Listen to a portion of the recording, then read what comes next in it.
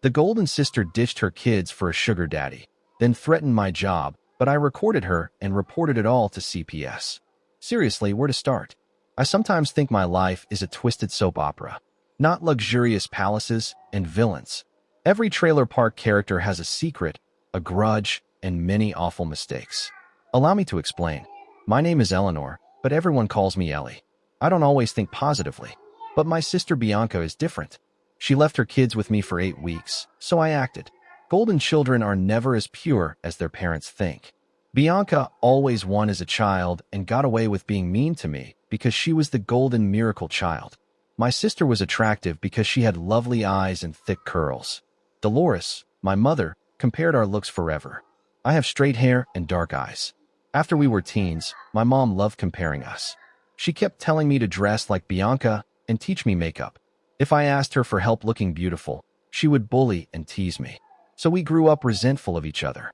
Bianca gravitated toward my mother's worst traits, while I rejected them. I think my mom's constant praise for her beauty turned her into a horrible person who thinks she can get away with anything. I have low self-esteem and am quiet as an adult because my mom compared us and put me down. I've been in therapy to strengthen my spine. Even though it's hard for me to stand up for myself in my relationships for the first time, I feel like my family screwed me up. I struggle to maintain healthy friendships and love connections. After learning the truth, my parents told me to let bygones be bygones, and not even Bianca was given out. I realized then how much they preferred her over me. Her only request was to take something from me. I felt like no man would ever defend me or consider me as valuable because my dad, Arthur, saw my mom mentally abuse me my whole life. Being the ugly sister meant I had no social life and spent all my time studying.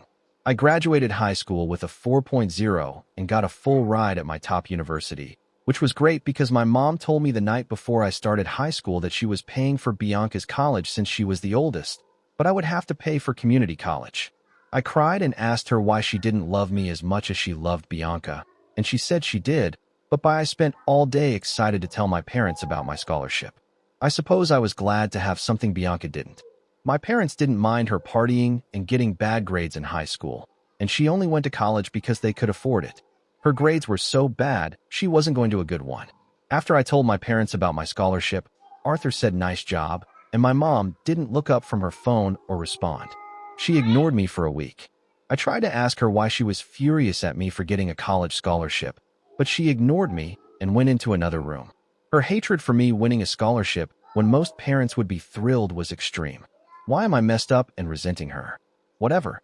I realized how alone I was and how much my family wanted me to feel secluded then. Why did my mom hate me for life and make me hate myself?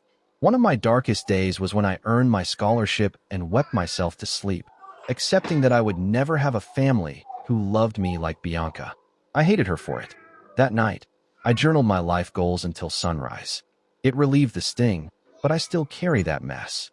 Instead of throwing myself a pity party and begging my parents for love and attention, I would focus on my studies as I always did and give myself something they couldn't. Stability, independence, intellect, and education. I graduated with honors, interned for a great company right out of college, and when I got home for the holidays, I would tell my family how I was doing and get occasional praises from extended family, but my parents never acknowledged or congratulated me on my adult accomplishments. I knew telling my mom about my high position at work or my salary would make her hate me more, but I told my dad, Arthur, and one year he said he was delighted. At Christmas dinner one year, my uncle congratulated me on a promotion I told him about earlier that day and a big raise at the company. He heard me talk about buying my first house and was surprised by the friendly congratulations from my uncle and other extended family members.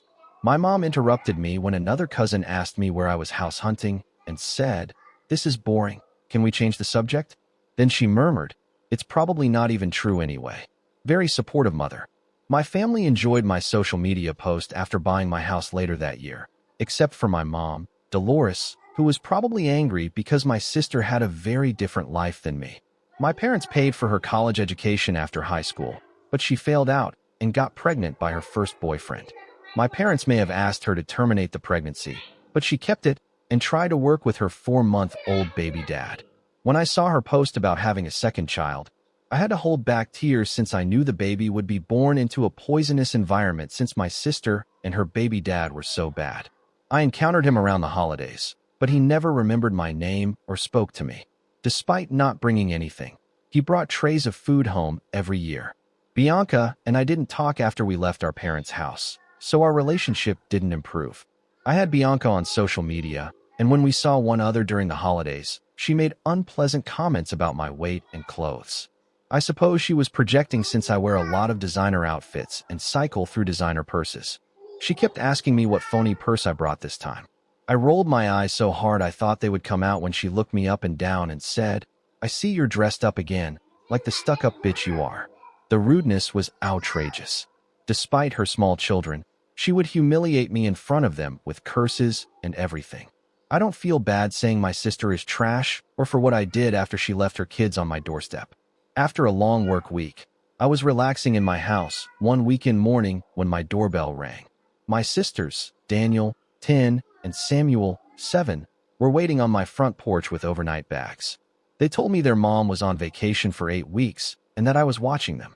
Since my nephews were cool, quiet, and puzzled, I let them inside while I called my sister. Bianca ignored my first 10 calls, but I persisted until she answered. I told her I wouldn't watch her kids and would call CPS if she didn't pick them up right away. She dropped a bombshell while I was Googling CPS on speaker. After she threatened to contact my job and tell them I wasn't taking my bipolar medication and fire me, I hung up and thought about what to do. Stress made me think my skull might burst. A month later, I was going to Australia to visit my long-distance boyfriend Oliver. I have no idea who to call other than my mom, Dolores, and she usually sided with my sister, so I shouldn't have been surprised. I told my mom that my sister hadn't even dropped off her kids, and she stated they were old enough to come to my house alone. My mom started guilting me, claiming my sister has done a lot for me, and I ought to help her one time as I never did. That drove me insane, and I screamed at her to tell me one time my sister helped me or improved my life. I informed my mom that she and my sister had never supported me and treated me like an unwashed dog in their house. If necessary, I requested my mom visit me so I could leave her in my house while I flew to Australia as my nephew's caregivers. I doubted my sister would bring her kids back from her trip because she dumped them on me. Dolores, my mom, arrived at my house cold and glared at me. In my living room, my mom informed me I was being a horrible sister again and lectured me on family support.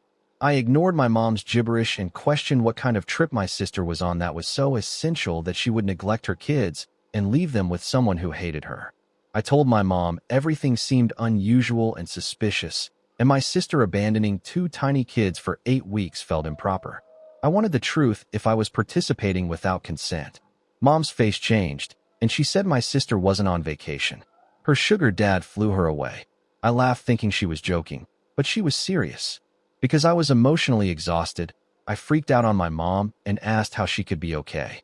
I told her she had a loser daughter who departed the country to see a sugar daddy instead of working to support her kids. Mom countered me and defended my sister again. Even if I had a lot of money or a beautiful house, I would always be the ugly duckling compared to Bianca, born ugly and dying ugly. I had to stop myself from seizing her shirt and shoving her out of my house after she said that. I yelled at my mom to leave, but she refused, and when I tried to get her out, she pushed me into a coffee table with one of my favorite bosses, which Oliver gave me the last time he visited. I got DoorDash for everyone and let them watch movies and play video games in my living room until they passed out. When I finally reached her, I yelled at her for ruining my life and mentioned CPS again. Bianca laughed sinisterly over the phone and told me I could watch her kids or lose my job. She said I was nothing without my job and would be a loser without it. This hurt because it was true. I had a degree and a good resume, but I associated it with my work success and would do anything to keep it. I cried and asked my sister why she despised me and left her kids for a sugar daddy. She suggested she could make millions from a sugar daddy in 2 months, so I didn't care. She was probably attempting to break me down and make me feel tiny, so I gave up. Actually, it was functioning. After a final threat of contacting my employment, my sister hung up on me, and I broke down in tears again, realizing I had no power over her. In private upstairs, I called my sweetheart, Oliver, while my nephews watched a movie in the family room. I cried and told him everything after my nephews were left on my porch. I sobbed as I told him about my sister's threats, my mom's hatred, and how she trapped me. My partner, who lives across the world, made me feel loved and supported and was my only ally. He said my sister was maybe committing multiple crimes by abandoning her kids and intimidating me with professional blackmail and needed proof. He recommended me to call my sister again and urge her to repeat her warning concerning the fake medical claims, but secretly record the conversation as evidence. Oliver knew about my background with my sister and my parents and said my sister was definitely unstable and could act on her threat at any time, so I should prepare. I was terrified, but he was right. I knew my sister was insane more than anyone, so I followed his plan while being emotionally overwhelmed. Still, I wanted my nephews to feel safe and cared for. I understood what it was like to be a child in an unwanted household, and I didn't want to make these innocent little guys linked to me feel that way. I played a multiplayer video game with them downstairs and enjoyed it. When I learned how to play first-person shooters, they were shocked and laughed as I killed after kill. After a hectic weekend, I wasn't expecting to bond with them, but when we ordered pizza and competed to eat the most pepperoni, I found I adored the two tiny guys. They were unlike their mother. Even though I knew my sister couldn't have been a good mom, they were both polite and sweet, hilarious little guys, even though it took them a long time to open up. They always said please and thank you and cleaned up well. While hanging out with my nephews in the afternoon, I saw that they both had holes in their socks and that my older nephew's pants were too small. I found all the clothes my sister had brought for them to be too old or undersized for the boys. Again, I wasn't surprised that my sister was a cheap, irresponsible parent, so I took my nephews shopping for new clothes. I nearly stabbed myself several times at the mall because my nephews burst out of their shells and ran around excitedly. I remember being ignored as a child, so I wanted them to feel like they could have anything they wanted and that I was there for them and wanted to make them happy. When we passed a window and they wanted to go into a store, we went in and I bought them whatever they wanted. After I gave them the Switches, they both cried and hugged me, and I saw Daniel, 10, crying again on the way home and asked him if he was okay. He asked me why I was so nice to them and why they deserved it. I told him they were my boys and kids, so they deserve happiness. He started crying more and said he was mad at his mom for separating us.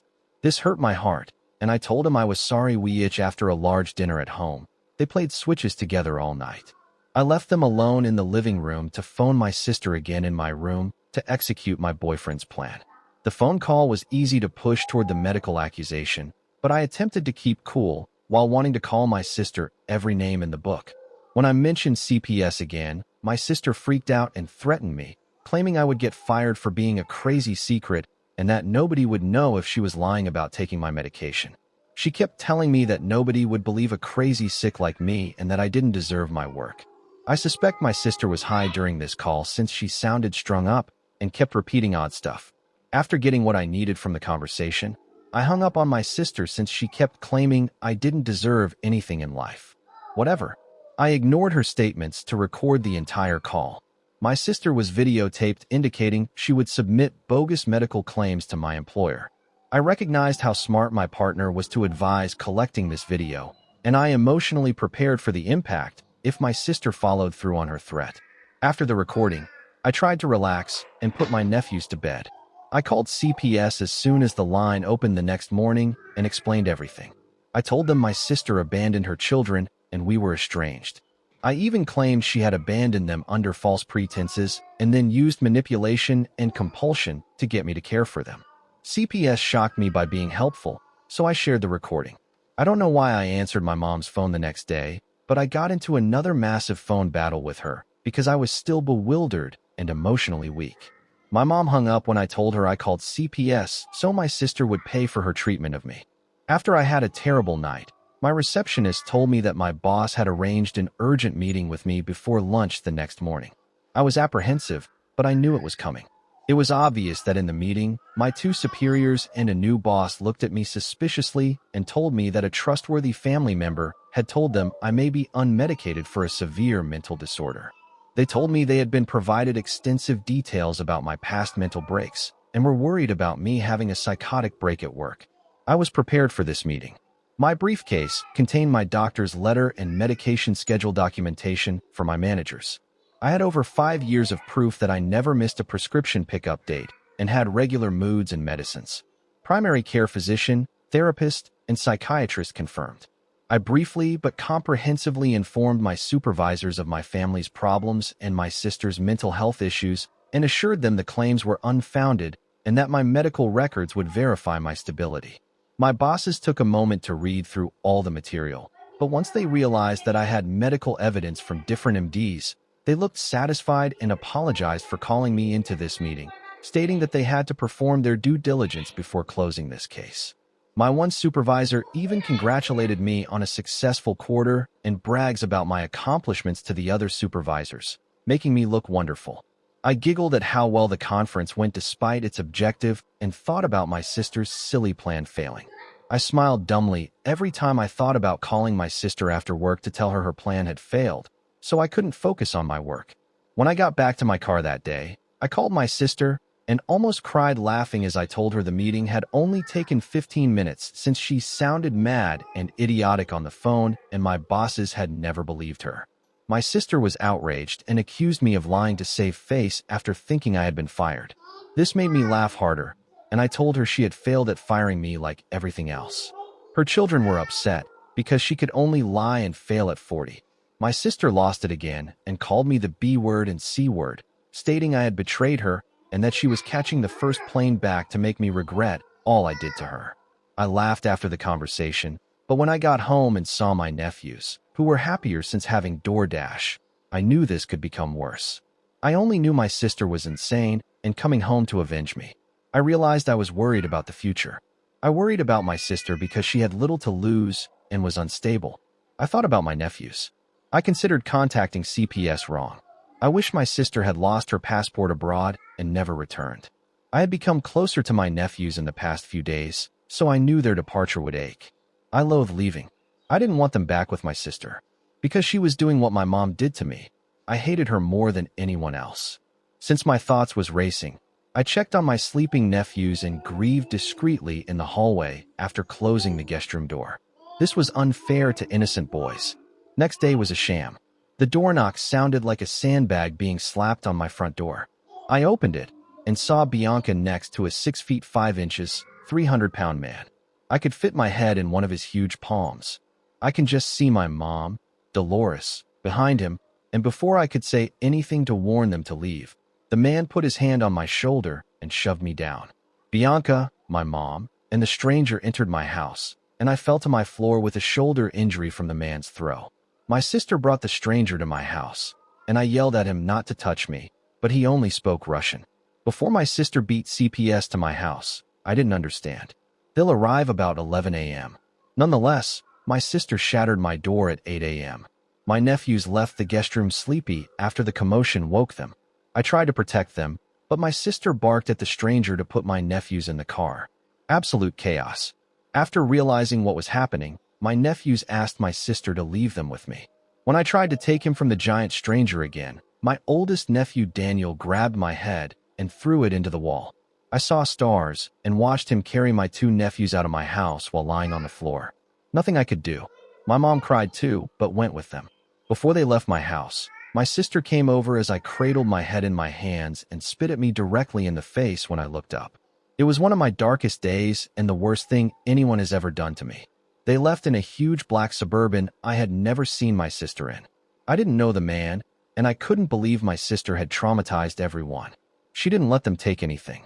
Without clothing, switches, or breakfast, they left. I felt terrible for them and had my first anxiety episode. I loved my nephews with all my heart and wanted to protect and care for them like I never had when I was their age, but I didn't understand how much it would hurt. However, they were afraid, shoeless, and in a car with my insane sister and a huge stranger. I hated my mom's actions. I couldn't believe she stood by while that large man threw me around in my home and pulled my nephews out of their aunt's house without a word. My family had grown so wicked, and I couldn't stop worrying about my nephews. After settling down after my anxiety attack, I knew I had to act fast because time was running out. After calming down, I called the police, who were aware of the investigation because Child Protective Services had a case against my sister. I told them everything that transpired at my home minutes before, and the officer on the phone was helpful. My voice shook as I described the stranger, but I tried to stay cool and remember the license plate. I memorized every number and letter on the Suburban's license plate because my profession is important and I'm used to observing and retaining information most miss. I told police about the guy, his car plate, and my mom and sister's clothes. I think my sister came to my house drunk that morning. She looked savage with wild eyes. She probably started using drugs when she went abroad with her sugar daddy. Something shattered in my crazy sister, and she was never so disconnected. After telling the police everything I remembered about my sister and the car they drove away in, I hung up and tried to forget, but I couldn't. I couldn't eat, nap, or watch TV. I saw my nephews' faces every time I closed my eyes and could only worry for them. I pondered why my mom always made excuses for my sister and how it made her horrible.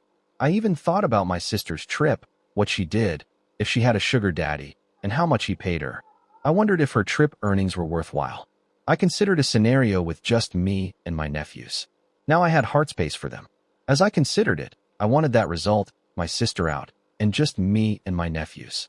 I could offer them everything my sister couldn't, and if my sister and I went to court over my nephews, the judge would witness one lady with an offshore sugar daddy and another with many degrees and a penthouse office. I tried to be positive, but random gloomy concerns concerning my nephew's safety kept returning. Maybe the huge man she brought to my house was her sugar daddy. Maybe he was with my nephews. The cops contacted me while I was on my couch staring at the ceiling, overthinking and forgetful of time. The Suburban my sister left in was located after hours of searching. After calling me, my first officer was helpful and provided lots of details. He stated 3 police cars stopped the black SUV because the man was violent that morning. Despite drawing firearms, the suspect ran forward and hurt one officer in the thigh. A female cop got black-eyed and 2 officers were head punched. Sister punched cop, trying to jail her. I imagine my wild sister and the gigantic stranger fighting police on the highway shoulder. I couldn't believe my family was experiencing this and not just watching reality TV. I was still in shock from the officer's account of my sister's detention when he said she wanted to talk to me. He confirmed that my sister planned to use her one call on me. She's shouting about asking for bail money. A huge mess. Even though my sister was in prison, I learned my nephews were in CPS custody, and while they were safe, I was frightened. I had a week until my Australia trip, and if I didn't travel, I'd lose thousands in bookings. Canceling this trip would have disrespected my boyfriend's family before I met them. I wanted to marry my lover, so I didn't want to do that. I called CPS to check on my nephews, but was denied a meeting. I told them I was their only psychologically stable family, but they didn't care. I faced a tough new department. I was emotionally exhausted and had no choice. I prepared for my vacation and cried spontaneously thinking about my nephews and where they were through the week.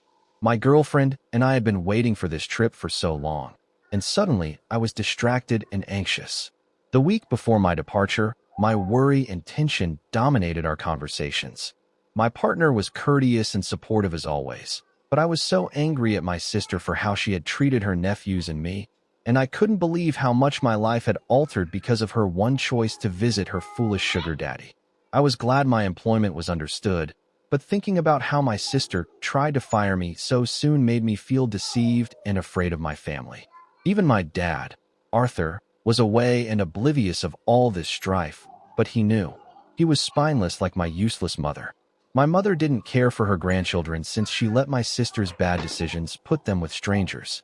After 2 glasses at the airport bar on my way to Australia, I looked at photos of my nephews staying with me. Taking these silly mall photo booth photographs together made me cry again over missing them. I vowed not to cry again till I returned to America and enjoyed my time with my sweetheart and his family. Even from abroad, I couldn't let my sister ruin my life. Great trip to Australia. I was overjoyed when my lover ran to me in the airport and lifted me up princess style. I hadn't seen him in months. Returning to my boyfriend's loving embrace felt great after 2 weeks of agony. He looked after me during vacation. Meeting his parents made me like them both. Fun, active folks took me to their favorite neighborhood nature walks and views.